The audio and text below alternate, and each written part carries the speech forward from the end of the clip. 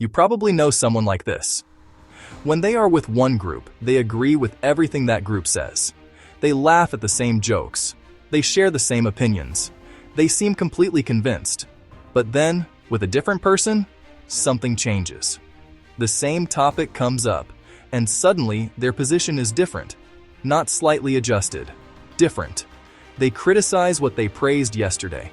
They support what they mocked last week. And after a while, you start wondering, do they actually believe anything? Or are they just becoming whoever the room wants them to be?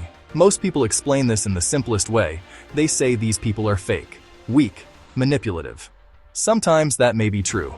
But by the end of this video, you'll understand why social chameleons are often far more complicated than that. Welcome to Mini Mind Hack. We'll explore why some people change themselves to feel safe, why agreement can become a survival strategy, and why modern life quietly rewards people for adapting so much that they eventually lose sight of who they really are. There is a difference between being socially flexible and having no stable center. Everyone adjusts a little. You probably speak differently with your boss than with your closest friend. You choose different words at a family dinner than you would in a private conversation. That kind of adjustment is normal. It helps people live together. The problem begins when the adjustment is no longer about communication, but about survival. The person is no longer choosing different words. They are slowly changing themselves to avoid tension, rejection, or disapproval. A useful way to understand this comes from Snyder, an American social psychologist who developed the concept of self-monitoring in the 1970s. Snyder studied how much people observe themselves in social situations and adjust their behavior to fit what others expect. Some people are low self-monitors. They tend to act from their own beliefs, even if the room disagrees. Others are high self-monitors. They constantly read the room, track reactions, and adjust themselves accordingly. For them, the question is no longer just, what do I think? It quietly becomes, what version of me will work here? Imagine a meeting at work. A colleague enthusiastically agrees with the manager's new idea. Half an hour later, over lunch, the same person criticizes that very idea because everyone else at the table dislikes it. Neither version necessarily feels fake to them. In both situations, they are responding to the same question. What will help me belong right now? In everyday life, this often happens automatically. Their attention constantly scans the room. Who has influence? What opinions are safe? What reaction should be avoided? From the outside, it can look smooth and socially skilled. From the inside, it can be exhausting. This is why social chameleons often seem confident, even when the behavior is driven by fear. They may be excellent conversationalists. They may know exactly how to make people comfortable. They may even appear emotionally intelligent because they notice subtle social signals. But beneath that skill, there can be a quiet instability. If your main goal is avoiding rejection, every conversation becomes a performance. You are not simply talking, you are monitoring, you are editing. You are trying to predict which version of yourself will be accepted before anyone has a chance to reject the real one. And this creates a strange paradox. The more someone adapts to be liked, the harder it becomes to know whether they are actually liked for who they are. Approval starts to feel necessary, but also strangely empty. Deep down, part of them knows that the approval may belong to the performance rather than the person. Social flexibility slowly turns into self-erasure. It begins as a way to belong. Eventually, it becomes difficult to remember what they genuinely think when nobody else is there. One of the first psychologists to describe this deeper conflict was Carl Rogers, one of the founders of humanistic psychology in the United States during the 20th century. Rogers believed that psychological health depends on living in a way that stays reasonably consistent with your own experience instead of constantly chasing other people's approval. The problem is that when approval becomes the priority, people slowly lose access to their own preferences. They become experts at sensing everyone else's expectations while becoming increasingly uncertain about what they themselves actually want. Modern life quietly rewards exactly this pattern. Think about expressing the same opinion on LinkedIn, Instagram, Reddit, and at a family dinner. The safest answer is rarely the same in all four places.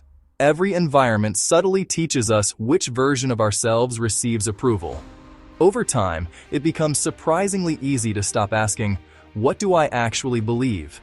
and start asking, "Which answer belongs here?"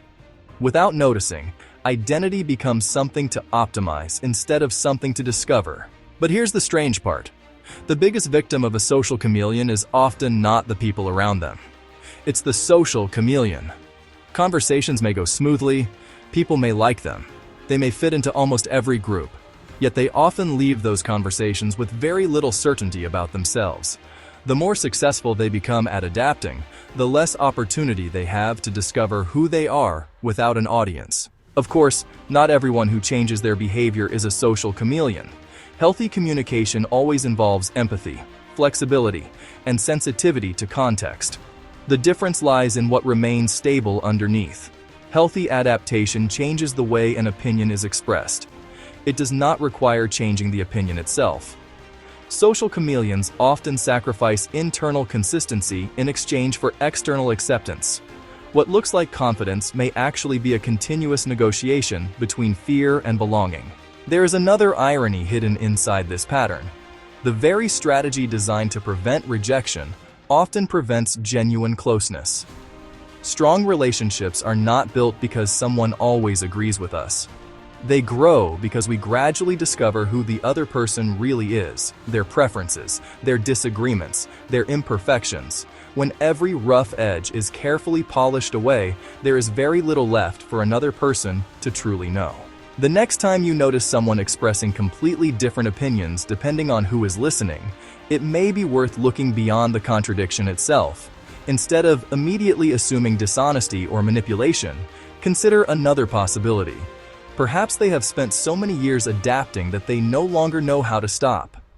What appears as inconsistency may actually be a long-practiced strategy for staying emotionally safe. That doesn't mean the behavior should be ignored or automatically excused. Constantly changing beliefs to satisfy different people can still damage trust and make genuine relationships difficult, but understanding the mechanism allows us to see something we would otherwise miss. Sometimes the person who seems most socially confident is quietly asking themselves the same question in every room. What version of me will work here? And after asking it for long enough, they may no longer remember how to answer a much simpler question. Who am I?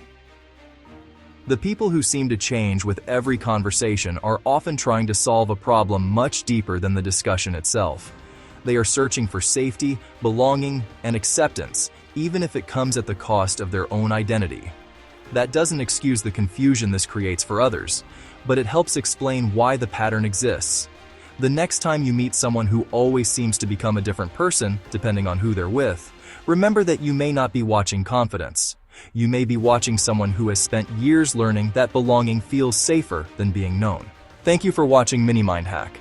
If this video helped you see this familiar pattern in a new way, consider subscribing, sharing your thoughts in the comments, or sending it to someone who might find it interesting. Until next time, take care, and I'll see you in the next video.